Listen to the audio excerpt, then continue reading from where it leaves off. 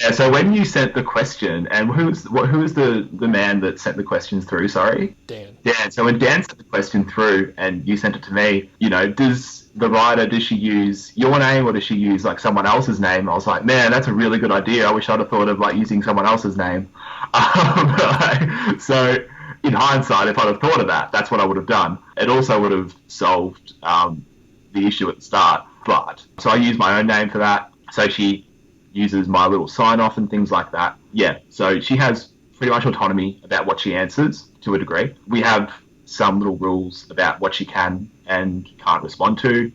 So she said she's had some clients that are pretty happy for her to make up a story about something that's happened to get a link. I'm not really too keen on that because nothing really good can come from that. A lot of them will be research based, like one will be, I think one that got approved a couple of weeks ago was a book about, like, what's your favorite book about empowerment or something like that. So she obviously did some research for that and responded, and that got approved. So, yeah. Okay, cool. And I think it was Kyle who actually sort of triggered all this Haro stuff in the last month when he was like, hey, Doug, like you kind of slammed Haro, but it's been working out well for me. Then within a couple days, you let me know that it was going well for you. And I think Kyle mentioned, hopefully I'm getting his name right. I think Kyle mentioned it was so important to, strike quickly and make sure that as soon as people were, I don't know how it works on Haro exactly, once they release the people that are looking for the information from you to reply quickly. So how do you manage that with your VA? Yeah, so she only responds to the emails. I know I was listening to that episode and he was saying that he pays for the premium feature and that gets early access, which is, I would assume that my numbers would increase if I did that. I haven't really sort of looked into it too much. I hadn't really understood, to be honest, I hadn't done too much research and understood what the difference was. But now I know that the difference is that extra little bit of time. Actually, from listening to the episode, I was like, that's probably worth trying out, actually. And that's sort of part of tweaking the process I'm doing now. Once I've got that humming as good as it can be, I'll invest that little bit more. But timing is so important, and I think that's what made it really hard from doing it from Australia. I would have to sort of respond before work at sort of 6 a.m, and there might be like, I think the first one would come through at like 9 at night or 9:30.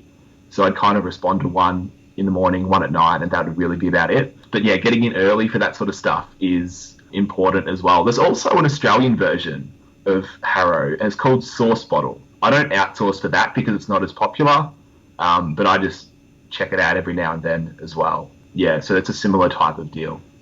Okay. And it sounds like your VA has some autonomy and you don't have to be involved and screen anything.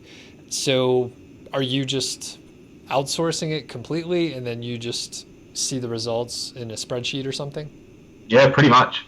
Pretty much. So we've got a spreadsheet that she'll add the site, the web, like what the query was, add if it's been like accepted, rejected, or submitted, and we'll go from there. Because it's a throwaway Gmail account, I can access her responses if I'm like, super desperate to go Big Brother on her. Otherwise, I give her autonomy. Obviously, the better she works at the start, the more autonomy you get in the future. If she was rubbish, I probably would be screening everything she was doing. But if you hire good people, then you can let them do what they're good at, I think. So, yeah. Okay. And you mentioned that she had been doing this work before and she was familiar with the process.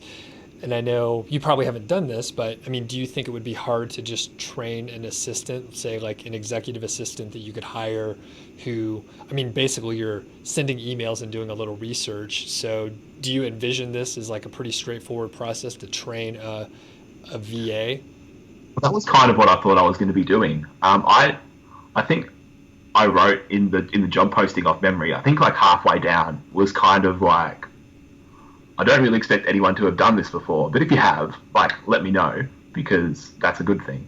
And she was the only person who'd said that she'd actually done it before, and she'd had done it for others, but I was definitely expecting to have to train someone to do it, because it is, at the end of the day, it is like, it's not rocket science, it's just finding some research, responding to some emails. And if there's any, so at the start, if there was anything SEO related, that I would get her to forward that to me and I would respond to it. That wasn't exactly time efficient, so instead I've just given her a list of like SEO tips and, you know, things, answers to potential questions.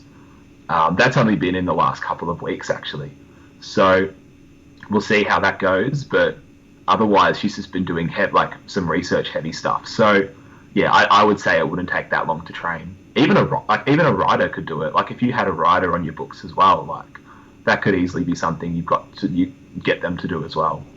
Yeah, that makes sense. I've found writers to, obviously they're writing for you, so they can communicate Yeah, pretty well, hopefully. And it's really just sending a couple emails and filling out a spreadsheet. So cool. yeah, exactly. So if you can do that, and even you can give them an extra. If it's a writer, you could even have them, you know, as with the writing you're doing, if you respond to my Haro queries, every published one you get, I'll give you a $50 bonus, for example. I don't know. And that's $50 a link. It's pretty cheap compared to what you can pay. You're keeping your writers happy. You're, you know, giving them extra money for just responding to a few emails. You don't have to do it. Yeah, win-win. Very good. Yeah, and you read my mind. I was going to go there at some point. But yeah, like, do you pay your assistant any extra for actually landing a link, or is it just straight up hourly? I've started doing it with a bonus at the end of the month for every published one. And yeah, that's not something that I have to do. It's more something that I want to do. Like, I don't think that would be a deal breaker for anybody, but I would prefer to do that. So Yeah, and yeah, it makes sense. I mean, it's definitely an easily detectable, results driven piece of work. So it's like you get the link, you and know, they're doing a good job.